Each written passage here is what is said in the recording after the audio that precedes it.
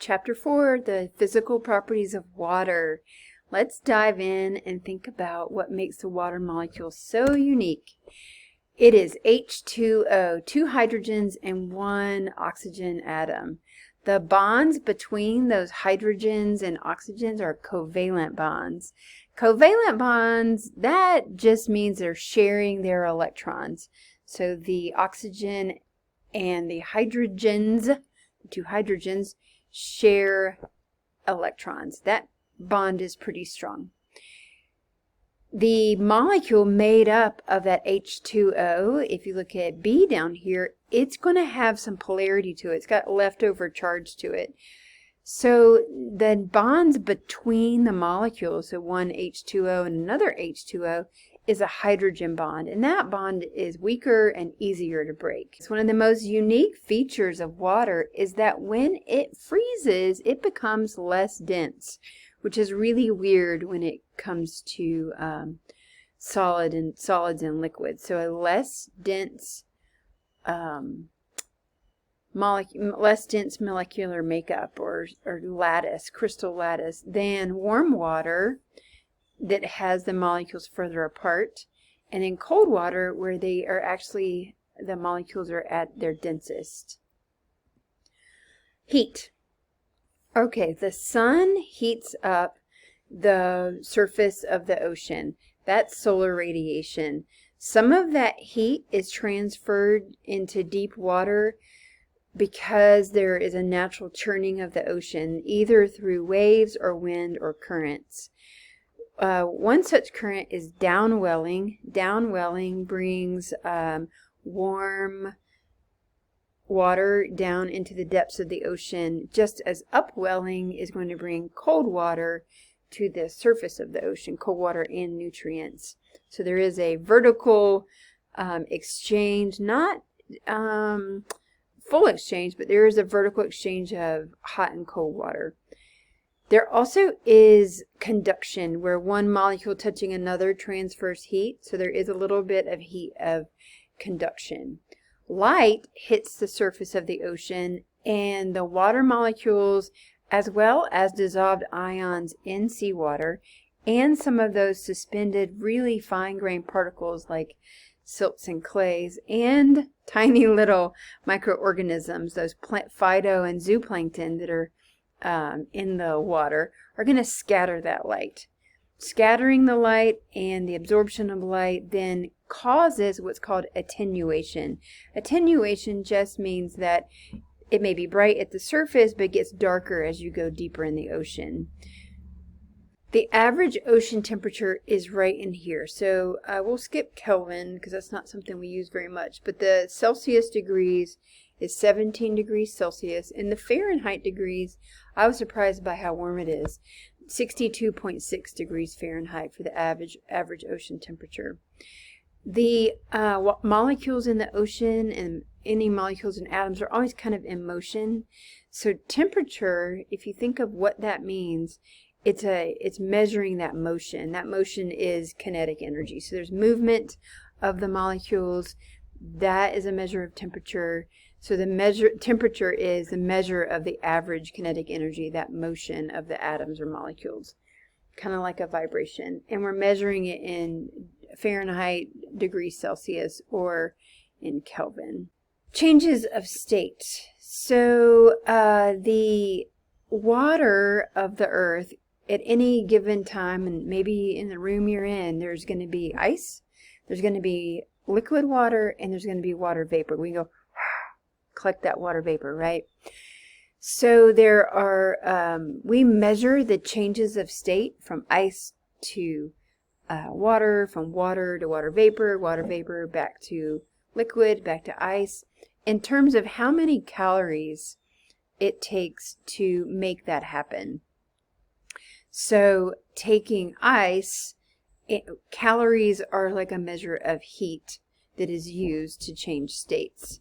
So ice to water is going to take, it's going to add 80 calories of heat to do that. Going from water to water vapor takes more calories, 540, and then as we go back through the states, it's the same amount. So 540 calories are removed when we condense vapor into liquid, and taking that liquid into ice, removing again 80 calories. So we're changing the state from solid, liquid, gas, gas, liquid, solid by adding and subtracting the heat, which is measured in calories. Okay, specific heat has a specific definition. It's the amount of heat required to produce a unit change in temperature in a unit mass of a material. So think of heating up water. Heating water is pretty easy. I can pop it in the microwave for 15 seconds and I've got at least warm water. I can put it on the stove and I can get boiling water in a matter of minutes, right? So water is 1 calorie per gram per degree Celsius. Some of these others, air, sandstone, shale, sandy soil, basalt, limestone, are less than 1. Okay, density. We care a lot about density in seawater, partially because it is one of the ways that we have circulation of our ocean basins. Thermohaline circulation is density-driven vertical current. So we need to know about the density. Water itself is nearly incompressible. Sure, we can squeeze it, but pressure is going to increase at depth in the ocean, and I'm sure that you've experienced this. If you've gone down to the bottom of the deep end of a pool, your ears start to hurt, that crackling and pain in your ears. I'm a bit of a scuba diver, and I'm constantly like popping my ears to deal with the pressure on my ears. So pressure changes with depth. It gets more and more pressure with depth. For every increase in depth of 10 meters, like a story of a building, there's about 1 atmosphere of pressure. Increase of 1 atmosphere of pressure. Let's look at this graph. It took me a minute to digest what the information is, but what it's saying is, so along the x-axis is the amount of salt. So imagine dumping a little bit of salt in the ocean or a cup of water, whatever it is, and then getting up to a lot of salt. So a little bit of salt up to a lot of salt. Let's look at the first line here. This black line then is the initial freezing temperature.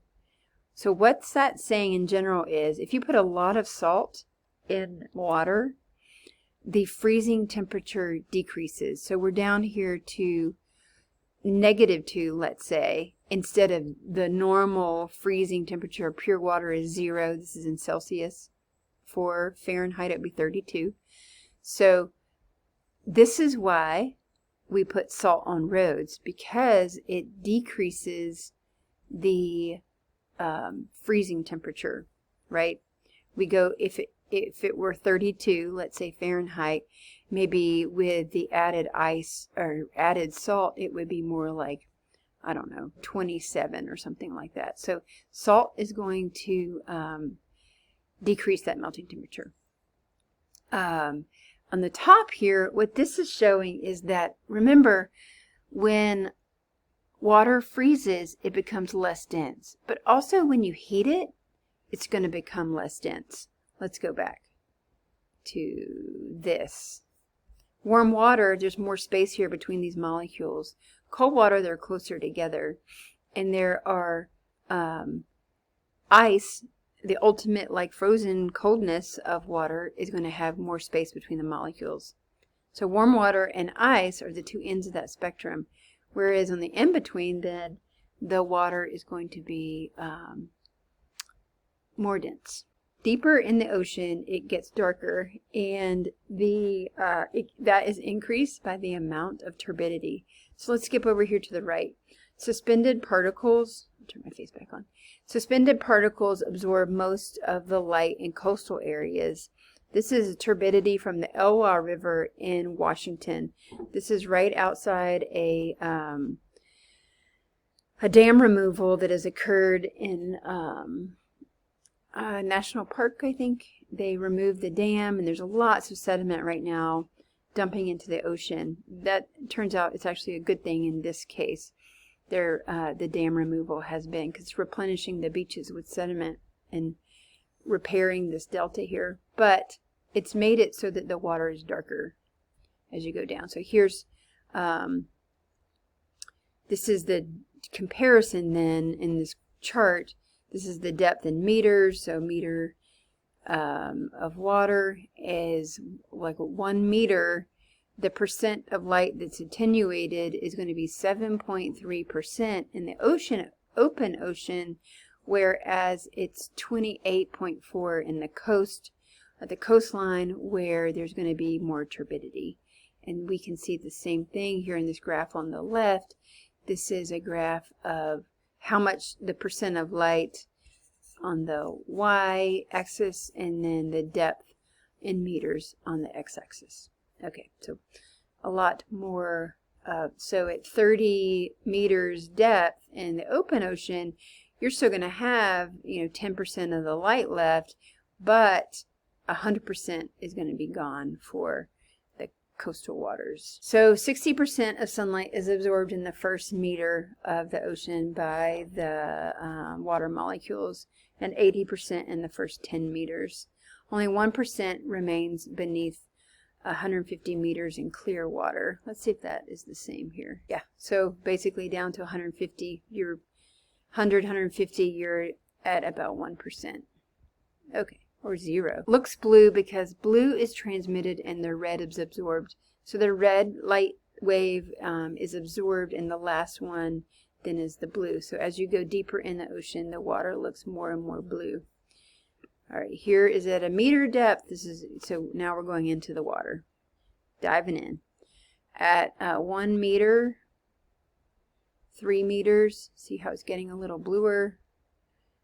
At 4 meters, and then 25 meters, there's the barracuda.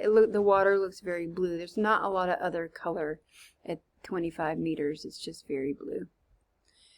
If you are in that same, 25 meters, now we're at 35 meters, it would look like this, but if you were to have a flash or a light, you can really pick out that there are reds at that depth. We just can't see them with our eyeballs without flashing a light on them. The true color of the deep sea floor that you can't see without light. So it looks very bright in the deep sea, but if you didn't have that, it would just look bluish green without the lights. Bioluminescence. Bioluminescence is amazing. I always talk to my students about what are like the most amazing things that you can see in the world. And I like to list bioluminescence as one of the most amazing phenomenon that happens on our Earth. So if you're ever along a coastline at night, go out into the surf and just kick the water and see if it glows. And maybe by chance you'll find some bioluminescence. There are some bays around the world that are known for their bioluminescent plankton. So seek those out. Okay. So we're going to have a whole lab exercise on this later in the semester, but bioluminescence is a chemical reaction that occurs inside special photophore cells inside different organisms, and it allows those organisms to produce their own light, right? Because below 100, 150 meters, it's dark. That's not very deep. So they need to be able to see each other to mate, see each other for predation. You can, anglerfish has a flashy light that attracts organisms, and it's going to eat those organisms. There is a snippet here from the Blue Planet about bioluminescence, so check that out. Bioluminescence also can allow different organisms to hide. So maybe their bellies are lighter colored or have lights on them, and so when you look up at them against the light of the sky, you don't see them. So bioluminescence is a handy adaptation that some organisms have. Here are white bellies. So when you think about the white-bellied organisms like penguins or orcas or sharks, that is so that it's harder to see them. If you're looking up, that white belly is going to blend in more with the sky. And then if you look at them from the top, they're black, and then they can hide in the darker bottom waters of the ocean. Another adaptation feature. Here's that Elwha River again, and the rebuilding of the delta. This removal of the dam pretty far upstream occurred about, I'm going to say 10 years ago. And there's a big monitoring project to see the effect then on this delta. And it is continuing to grow, but lots of sediment is getting into the ocean. And that's okay. The sediment there was, the beaches were starved of sediment. All right, sound. I have some links here from sounds. The ocean is a really noisy place. If you ever get to scuba dive or snorkel and you can listen in, it's noisy. Whales make a lot of noise. Parrotfish make a lot of noise as they're chewing on the corals to get the algae off of them. Dolphins are squeaking and squonking. So there's a live stream of sounds here. So check out the different sounds in the ocean. Sound travels faster in salt water than air because the water is denser than air, right? So molecule to molecule, the sound's going to move a lot faster. The speed increases as temperature increases, salinity increases, and pressure increases, because those all are going to, salinity and pressure are going to increase the density. So there's breaking waves, you can hear the rain, fish gurgling and grunting and bubbling, whales singing, crabs clicking their claws, you can hear that underwater. The parrotfish eating is the noisiest part of the coral reef. And sound also bounces off objects, so you'll hear sounds and then hear it again as it bounces. Low frequency sounds travel farther than high frequency sounds. You can hear whales across ocean, I don't know the exact distance, but large parts of the ocean, versus a dolphin that's a little bit more squeaky. All right, so that is a little bit about the water properties. There's way more to this chapter in your textbook, but I just wanted to hit on the highlights, and that's what you're responsible for, the highlights I just went over.